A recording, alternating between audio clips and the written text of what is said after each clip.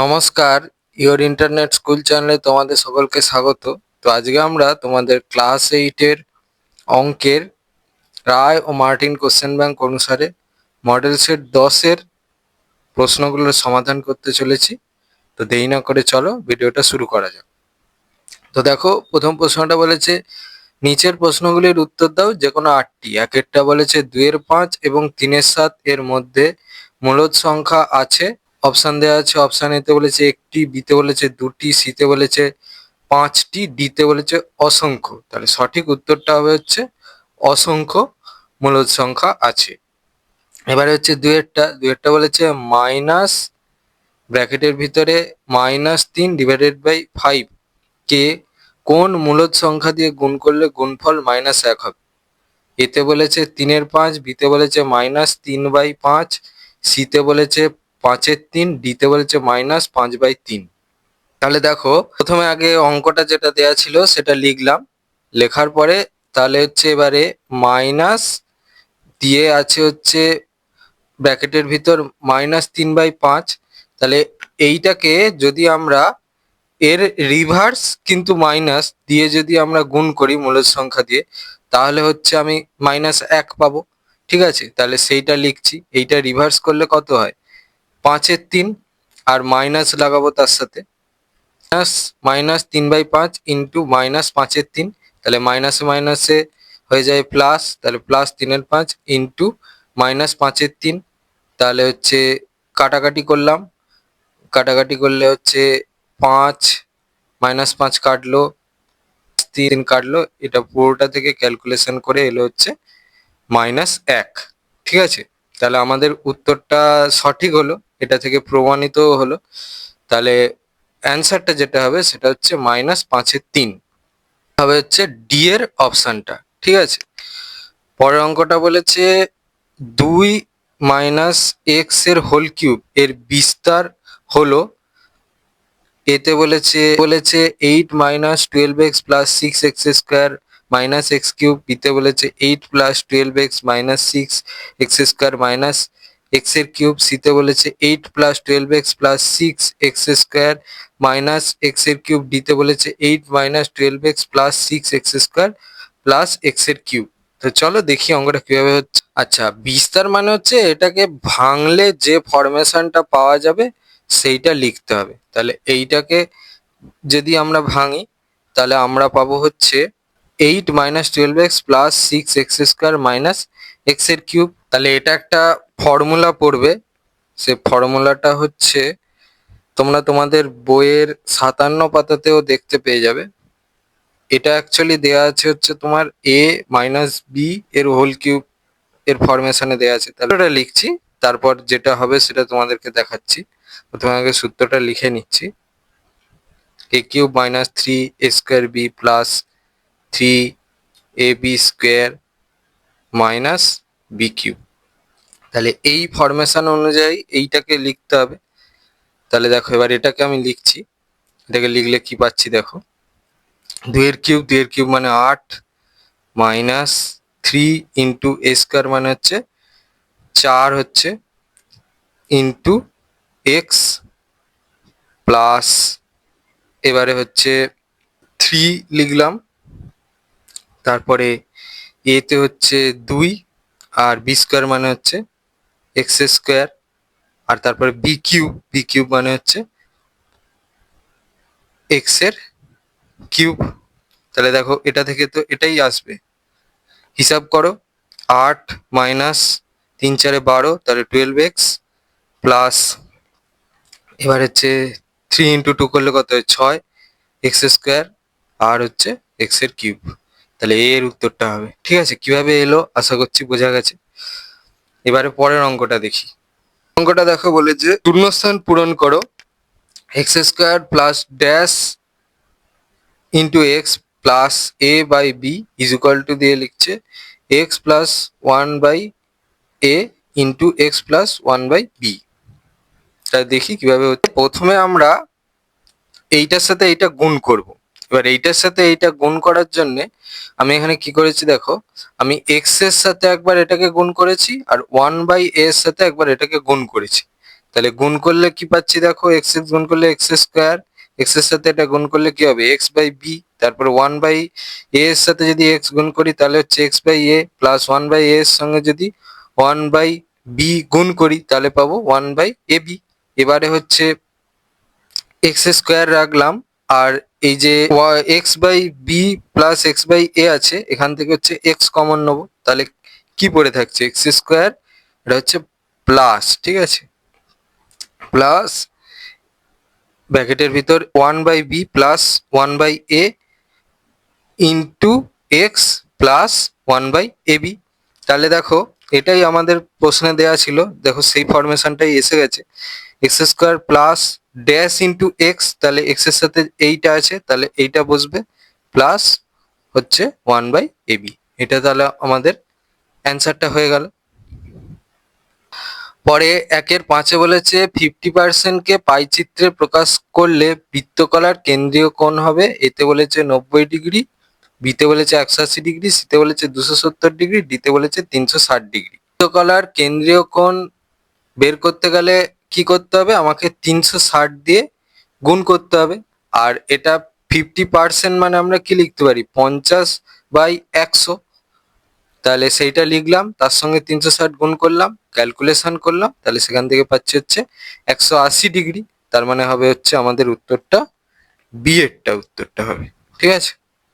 1-8 বলেছে এবিসিডি সামান্তরিকের কোণ এবিসি 60° হলে কোণ এডিসি এর মান কত হবে সেটা জানতে চেয়েছে। এতে বলেছে 30°, বিতে বলেছে 60°, সিতে বলেছে 90°, ডিতে বলেছে 120°। তাহলে দেখি এটা কিভাবে হচ্ছে। তাহলে ওখানে আমাদের বলে দিয়েছিল যে এবিসিডি সামান্তরিকের, দেখো আমি এখানে একটা এবিসিডি সামান্তরিক এঁকেছি, তার এবিসি কোণটার মান বলে দিয়েছিল 60°, সেটা করেছি।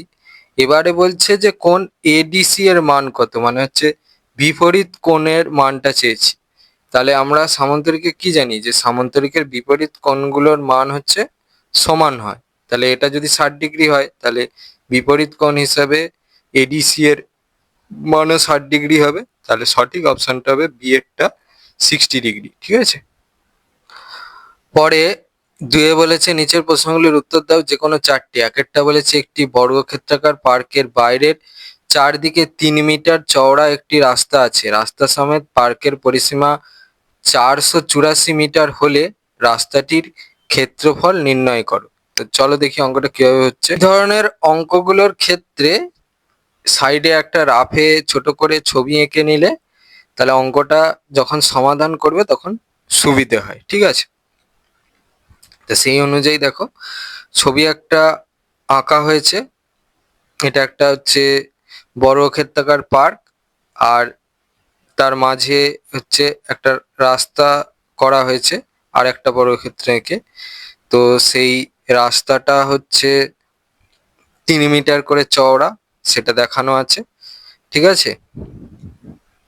এবার এখান থেকে আমাদেরকে তাহলে এই যে অংশটা মানে রাস্তাটার ক্ষেত্রফলটা বের করতে হবে।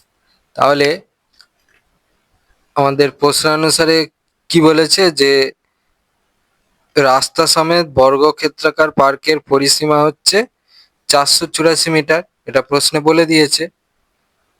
তাহলে আমাদেরকে এবার এখান থেকে বের করতে হবে যে রাস্তা সমেত তাহলে পার্কের একটা বাহুর দৈর্ঘ্য কত, ঠিক আছে। যেহেতু বর্গক্ষেত্রাকার পার্ক, তাহলে আগে যদি আমরা একটা বাহুর দৈর্ঘ্য বের করে নিই তাহলে সেখান থেকে আমাদের ক্ষেত্রফল বেরিয়ে যাবে। সেই জন্য তাহলে রাস্তা সমেত পার্কের একটা বাহুর দৈর্ঘ্য বের করব। তাহলে কি করব, পরিসীমা বলে দিয়েছে 484 মিটার, পরিসীমা মানে হচ্ছে এই চার ধারের টোটালটা, এটা 484 মিটার বলে দিয়েছে। তাহলে এটাকে যদি আমি 4 দিয়ে ভাগ করি তাহলে একটা বাহুর দৈর্ঘ্য পেয়ে যাবো, সেটা করলাম।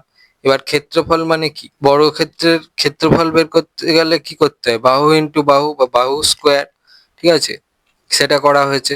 তাহলে 121 ইন্টু 121 ক্যালকুলেশন করবে নিজেরা একটু মাথা লাগিয়ে, তোমরা এখন বড় হয়ে গেছো, ঠিক আছে, এই সমস্তগুলো তাহলে করে নেবে। এই সমস্তগুলো যদি দেখাতে হয় তাহলে অনেকটা সময় চলে যাবে, তো সেই জন্যে এটা আর দেখাচ্ছি না। 121 ইন্টু 121 করলে হয় 14,641 বর্গমিটার, কথাটা লিখে দেবে, ঠিক আছে। হয়ে গেল। তাহলে এবার যদি আমি রাস্তাটার ক্ষেত্রফল বার করতে চাই, তাহলে রাস্তা বাদে যে অংশটা আছে তার যদি আমি দৈর্ঘ্য ফার্স্টে বের করি, মানে এইটার যদি আমি দৈর্ঘ্য বের করি, এই যে বর্গক্ষেত্রটা আছে, আর তার যদি আমি ক্ষেত্রফলটা বের করে দিই, আর তাহলে রাস্তা বাদে যে অংশটা আছে বর্গক্ষেত্রাকার পার্কের সেটা, আর রাস্তা সহ যেটা আছে, রাস্তা সহ থেকে যদি রাস্তা বাদে যে বর্গক্ষেত্রাকার ক্ষেত্রফলটা আছে বিয়োগ করি আর কি, তাহলে হচ্ছে রাস্তাটার ক্ষেত্রফলটা পেয়ে যাবো। তাহলে সেটাই এবার স্টেপ বাই স্টেপ করবো। তাহলে রাস্তা বাদে পার্কের একটা বাহুর দৈর্ঘ্য কিভাবে পাবো? 121 মাইনাস এটা হচ্ছে 3 × 2, ঠিক আছে, করব। তাহলে সেখান থেকে পাবো হচ্ছে 115 মিটার। তাহলে এবারে হচ্ছে রাস্তা বাদে পার্কের ক্ষেত্রফল আবার বাহু স্কোয়ার, ঠিক আছে, কারণ এটা হচ্ছে বর্গক্ষেত্রাকারই রয়েছে।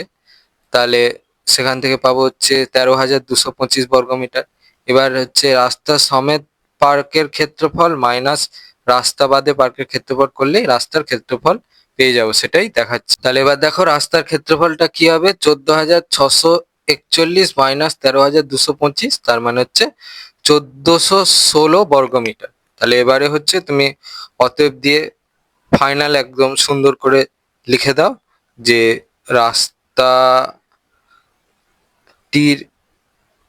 ক্ষেত্রফল 1,416 বর্গ মিটার, ঠিক আছে। এবার চলো পরের অঙ্কটা দেখি। পরের অঙ্কটা কি বলেছে দেখো, 1/3 ও 1/4 এর মধ্যে দুটি মূলদ সংখ্যা বসাও।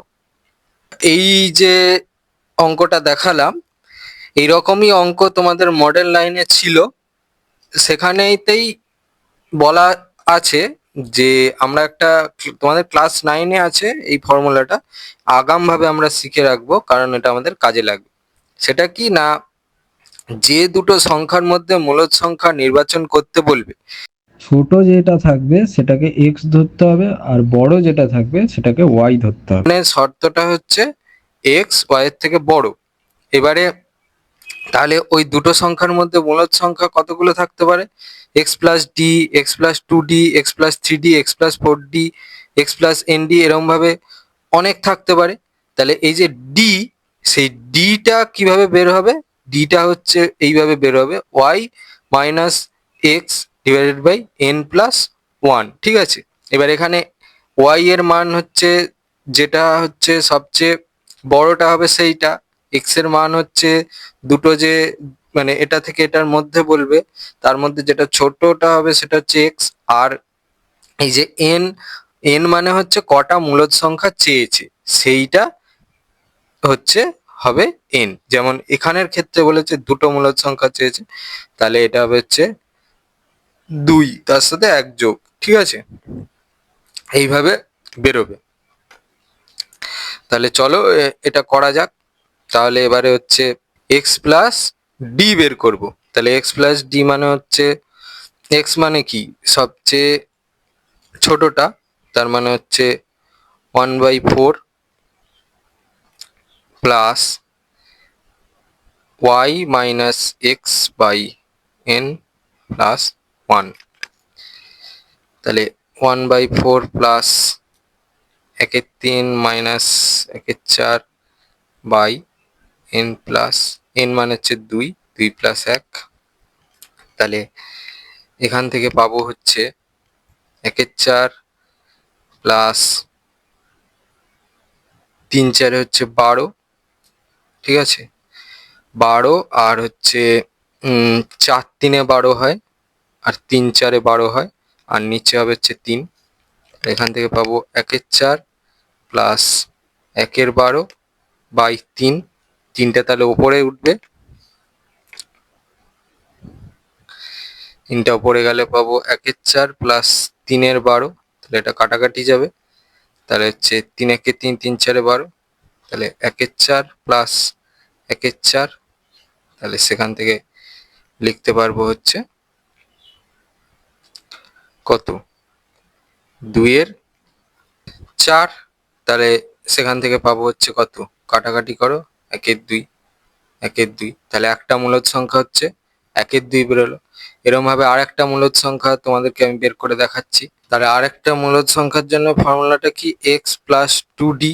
তাহলে এক্স এর জায়গায় বসবে হচ্ছে একের চার, প্লাস টু ইন্টু ডি এর জায়গায় হচ্ছে formula y minus x by N plus one. তাহলে সেখান থেকে লিখতে পারি একের চার প্লাস দুই ইন্টু ওয়াই মাইনাস এক্স, তাহলে ওয়াই এর জায়গায় বসবে হচ্ছে একের তিন, মাইনাস এক্স এর জায়গায় বসবে একের চার, দুটো চেয়েছে দুই, প্লাস এক। সেখান থেকে লিখতে পারি একের চার প্লাস দুই ইন্টু, এটাকে একটু ব্র্যাকেট দিয়ে দাও যাতে করে সুবিধে হয়, নিচে তিন আর উপরে হচ্ছে আমি একবারে করে দিচ্ছি একের বারো। এটা আর দেখালাম না কারণ আগের স্টেপে দেখিয়েছি, এটুকু তোমরা আশা করছি নিজেরা করতে পারবে। ঠিক আছে, পরে এবার বাকিটা দেখাচ্ছি। একের চার প্লাস দুই ইন্টু তিনের বারো, তাহলে দুই ছয় বারো, তিন দুগুণে ছয়, তার মানে হচ্ছে একের দুই। তাহলে একের চার প্লাস একের দুই,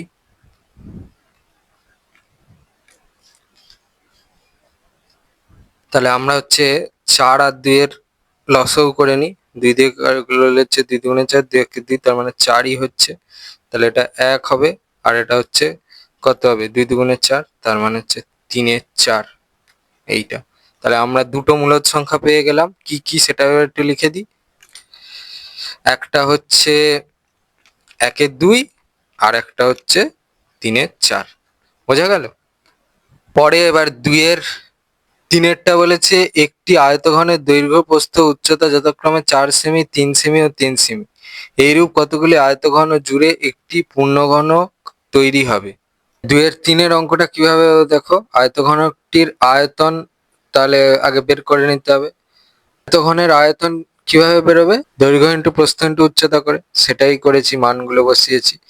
সেখান থেকে পাচ্ছি হচ্ছে 36 ঘন সেমি। এবারে হচ্ছে চার, তিন আর তিনের লসাগু হচ্ছে 12। ঠিক আছে, তাহলে যে নতুন ঘনক তৈরি হবে তার বাহুর দৈর্ঘ্য হবে হচ্ছে 12 সেন্টিমিটার। তাহলে আয়তন কি হবে, ঘনকের আয়তন মানে হচ্ছে বাহুর কিউব, তার মানে হচ্ছে 12 × 12 × 12 ঘন সেমি। তাহলে সেখান থেকে পাচ্ছি হচ্ছে 1728 ঘন সেমি। তাহলে কতগুলো আয়তঘন সেটা বেরিয়ে যাবে, আয়তঘনের আয়তন আর হচ্ছে ঘনকের আয়তন ভাগ করলে বেরিয়ে আসবে কতগুলো আয়তঘন প্রয়োজন, সেটাই করেছি। তাহলে সেখান থেকে পাচ্ছি হচ্ছে 48টি। তাহলে 48টা আয়তঘন লাগবে, তবে একটা পূর্ণ ঘনক তৈরি হবে। এবার দুইয়ের চারেরটা দেখো, একটি আয়তক্ষেত্রের ক্ষেত্রফল বলেছে 2a³ - 7a² - a + 2 বর্গ সেমি এবং দৈর্ঘ্য বলে দিয়েছে a² - 3a - 2 সেমি হলে প্রস্থ কত।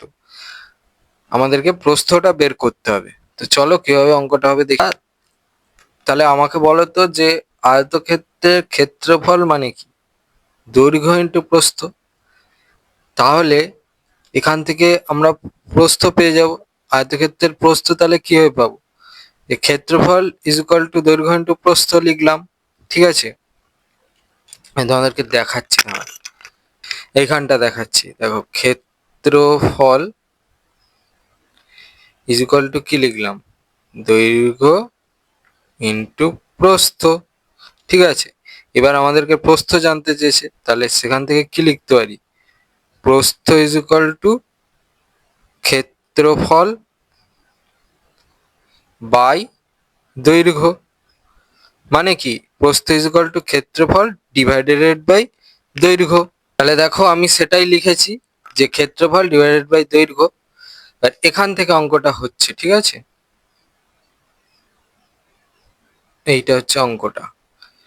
ঠিক আছে, তাহলে হচ্ছে এবারে ভাগ করছি, a² - 3a - 2 এটা হচ্ছে দৈর্ঘ্য, তারপরে হচ্ছে এইটা হচ্ছে ক্ষেত্রফল 2a³ - 7a² - a + 2। তাহলে এইটা যে আছে এটাকে এটা দিয়ে ভাগ করব, তাহলে আমাকে দেখতে হবে যে এই 2a³ কিভাবে আসবে, কত দিয়ে গুণ করলে 2a³ আসবে। তাহলে এর সঙ্গে যদি আমি 2a গুণ করি তাহলে 2a³ আসবে, তারপর বাকি 2a দিয়ে গুণ করলে যা যা হয় বাকিগুলোর সাথে সেইটা পরপর পরপর বসে যাবে। তাহলে সেটা করে বসালাম, বসিয়ে চিহ্নের পরিবর্তন ঘটালাম। তাহলে পরিবর্তন করলে এটা প্লাস থেকে মাইনাস হবে, এটা প্লাস থেকে মাইনাস হবে, এটা মাইনাস থেকে প্লাস হবে, তাহলে এটা ক্যান্সেল আউট হয়ে গেল। তাহলে এটা থেকে পেয়েছি হচ্ছে এ স্কোয়ার প্লাস 3a প্লাস 2, এইটা পাচ্ছি। এবার দেখো এটা তো এখানে তাই ছিল, এবারে তাহলে এর আগে একটা মাইনাস আছে, এটা বলা হয়নি। এটা কেন মাইনাস হলো, কারণ হচ্ছে 7 6 থেকে বড়, তাহলে বড় চিহ্নটাই প্রেফার মানে প্রায়োরিটি পাবে, সেই জন্য হচ্ছে মাইনাস বসেছে। ঠিক আছে, তাহলে আমাকে এইটা আনার জন্য কি করতে হবে, -1 দিয়ে যদি আমি গুণ করি তাহলে আমি এইটা পেয়ে যাব। তো সেই জন্য -1 দিয়ে গুণ করে লিখলাম, লিখে সাইন চেঞ্জ করলাম, সাইন চেঞ্জ করতে প্রত্যেকটা ক্যান্সেল আউট হয়ে গেল। তাহলে হচ্ছে আমার অঙ্কটা হয়ে গেল। তাহলে এখান থেকে হচ্ছে আমি প্রস্থটা পেয়ে গেলাম। তাহলে প্রস্থ হবে হচ্ছে 2a-1। তাহলে এখানে তুমি অতএব দিয়ে লিখে দিতে পারো, অতএব প্রস্থ ইজ ইকুয়াল টু 2a-1। ঠিক আছে, এইটা হচ্ছে অ্যান্সার। নেক্সট দেখো 2-5 বলেছে গুণ করো 8x³ - 3x - 2x² into 4x² - 5। চলো দেখি এটা কিভাবে হচ্ছে। তাহলে অঙ্কটা প্রথমে লিখে নিলাম। তাহলে আমি এখানে এই 4x² দিয়ে একবার এটাকে গুণ করব, আর 5 দিয়ে একবার এটাকে গুণ করব, সেটা করে নিলাম।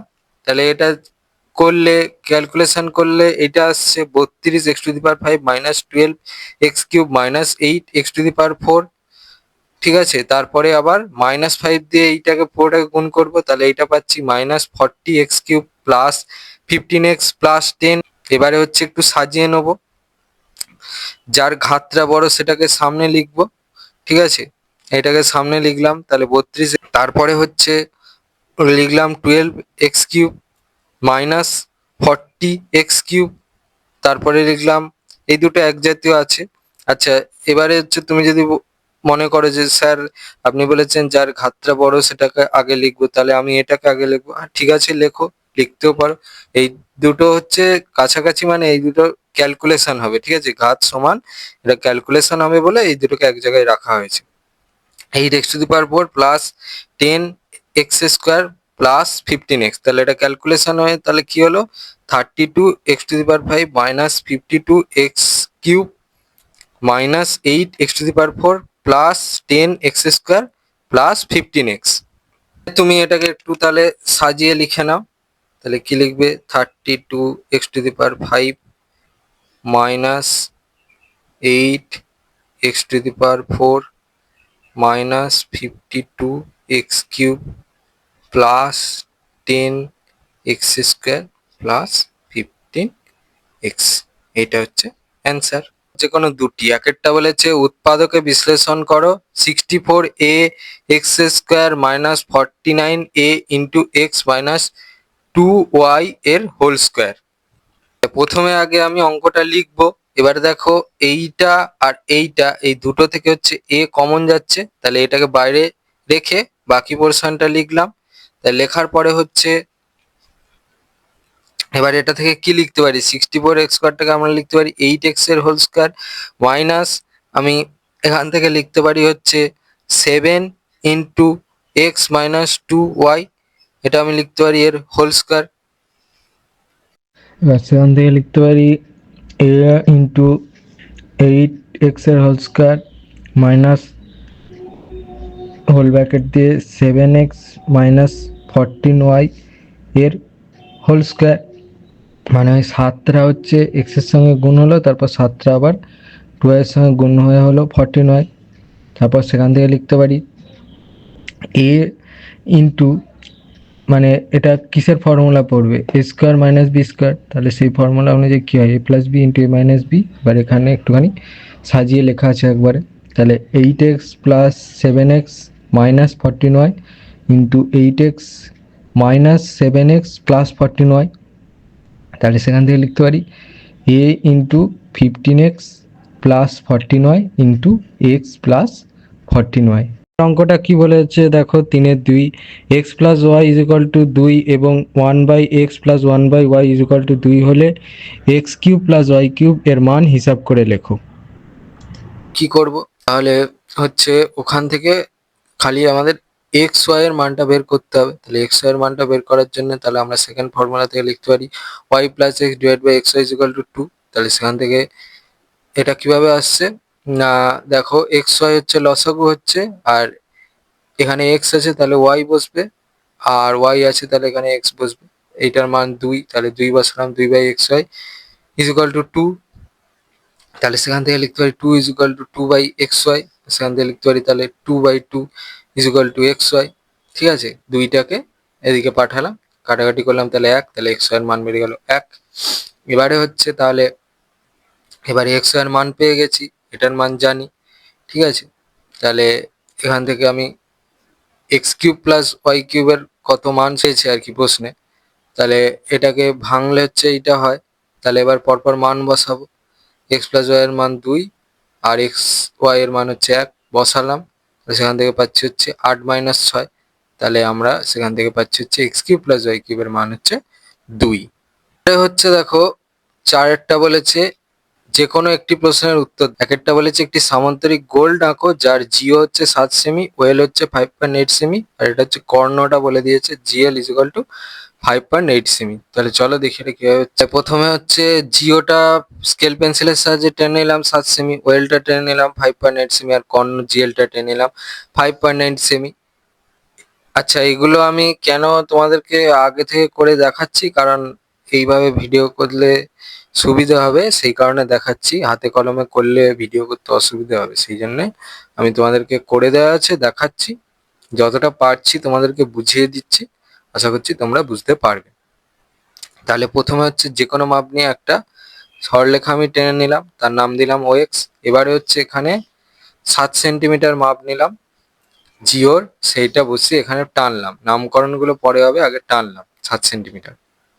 এবারে হচ্ছে ওয়েল এর মাপ নিলাম 5.8 সেমি, এখানে কাঁটা কম্পাসের কাঁটাটা বসিয়ে টানলাম। টানার পরে এবারে হচ্ছে জিএল এর মাপ নিলাম, কর্ণটার মাপ নিয়ে এই পয়েন্টে বসিয়ে টানলাম। ঠিক আছে, দিয়ে তারপরে হচ্ছে এটা তো সামান্তরিকের বিপরীত বাহুগুলো পরস্পর সমান্তরাল, এটা তোমরা জানো। তাহলে সেই অনুযায়ী এবার হচ্ছে এই বিন্দুতে আমাদের 7 সেমি টানতে হবে, আবার 7 সেমি মাপ নিলাম, নিয়ে এখানে টানলাম। ঠিক আছে, দিয়ে এবার এগুলোকে পরপর যুক্ত করে দিলাম, আর এই কর্ণটা টানলাম, দিয়ে নামকরণগুলো করলাম। করার পরে একটু লিখতে হবে যে অতএব জিওএলডি একটি সামান্তরিক অঙ্কন করলাম, যেটা লিখতে হবে। তো আমি আর পুরোটা লিখে দিইনি, এমনি তোমাদের মুখে বলে দিচ্ছি যে ভিডিওটা অনেকটা বড় হয়ে যাচ্ছে। তো জিওএলডি একটা সামান্তরিক অঙ্কন করলাম, যার জিও হচ্ছে 7 সেমি, ওয়েল হচ্ছে 5.8 সেমি, আর কর্ণ জিএল হচ্ছে 5.8 সেমি। ঠিক আছে, এবার পরবর্তীতে 4-এর দিয়ে কি বলেছে দেখো, একটি রম্বস হোম আঁকো যার কোণ HOM is equal two 60 degree এবং HO is equal two 6 semi. প্রথমে আমি স্কেল পেন্সিলের সাহায্যে 6 সেমি টেনে নিলাম। এবার যেহেতু 60 ডিগ্রিটা পেন্সিল কম্পাসের সাহায্যে আঁকা যায়, সেই জন্য আমরা একবারই আঁকবো। ঠিক আছে, তাহলে প্রথমে আগে স্কেল পেন্সিলের সাহায্যে যে কোনো একটা মাপ নিয়ে নিলাম, নাম দিলাম হচ্ছে ও এক্স।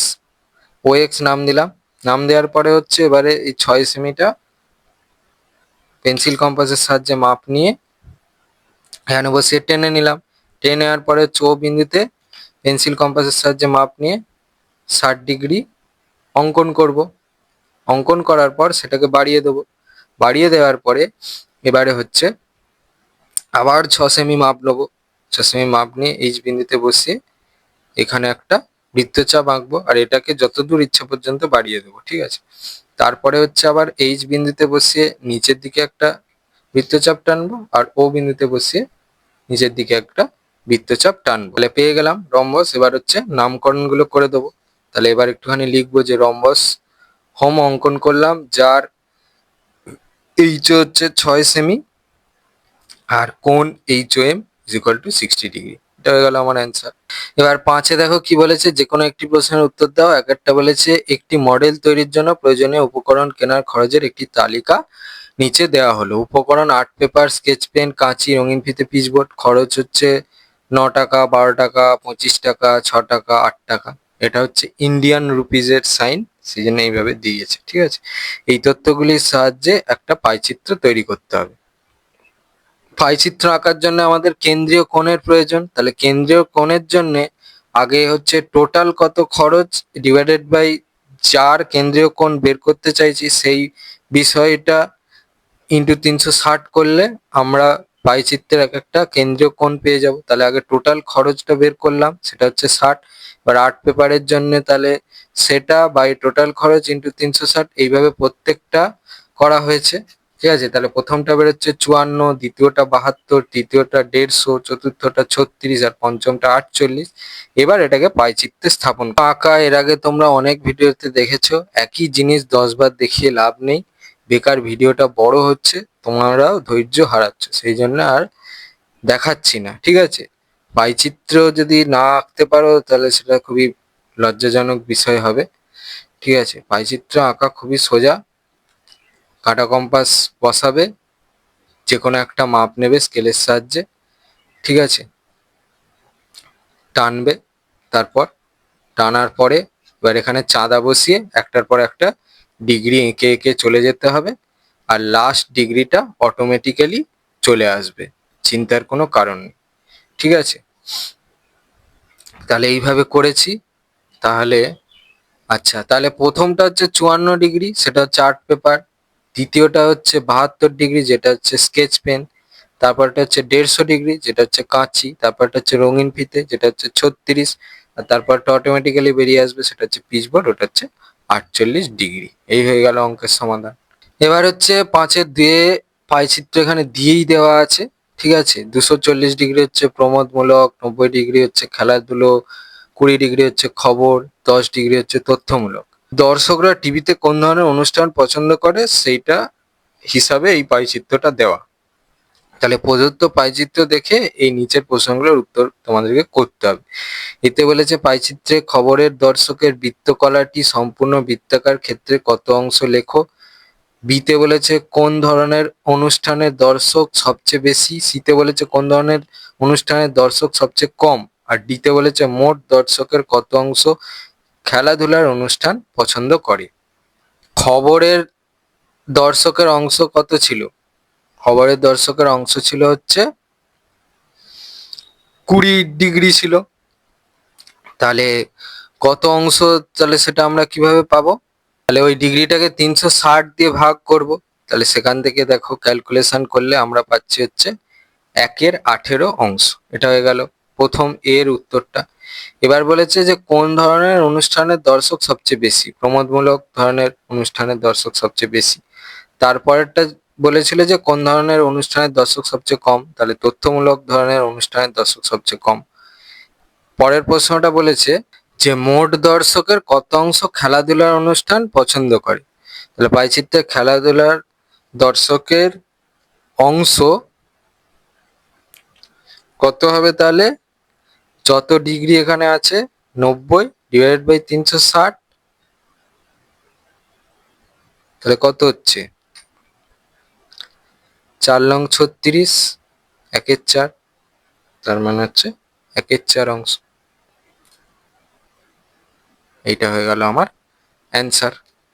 এই ছিল তোমাদের ক্লাস 8-এর অঙ্কের রায় ও মার্টিন কোশ্চেন ব্যাংক অনুসারে প্রথম পর্যায়ক্রমিক মূল্যায়নের মডেল সেট 10-এর প্রশ্নগুলোর সমাধান। তো তোমাদের যদি ভিডিওটা ভালো লেগে থাকে তাহলে ভিডিওটাকে অবশ্যই লাইক করে দাও এবং আমাদের চ্যানেলটাকে অবশ্যই সাবস্ক্রাইব করে দাও। এই ধরনের ভিডিও নোটিফিকেশন জলদি পেতে হলে আমাদের চ্যানেলটাকে সাবস্ক্রাইব করার পাশাপাশি পাশে থাকা বেল আইকনে গিয়ে অবশ্যই ক্লিক করে দাও, যাতে করে ভিডিও আপলোড হওয়ার সাথে সাথে তোমরা তার নোটিফিকেশন পেয়ে যাও। আর দেখবে ভিডিও ডেসক্রিপশনে আমাদের টেলিগ্রাম এবং হোয়াটসঅ্যাপ গ্রুপের লিঙ্ক দেওয়া আছে, সেখানে তোমরা জলদি জয়েন করে যাও, যাতে করে সাজেশন পিডিএফগুলো ফ্রিতে এবং জলদি কালেকশন করে নিতে পারো। তো আজকের মতো ভিডিওটা এই পর্যন্তই, দেখা হচ্ছে পরবর্তী ভিডিওতে।